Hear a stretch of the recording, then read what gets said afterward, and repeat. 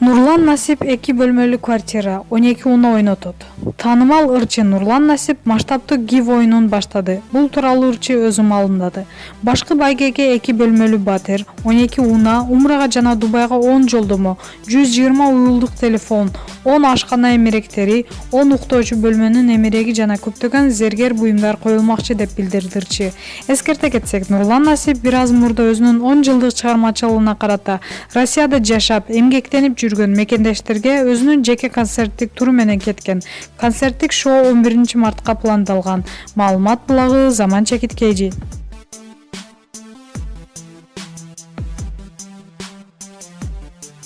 Блогер Сыдыман көпчүлүк кыз келиндердин жүрөгүн кантип козгоду.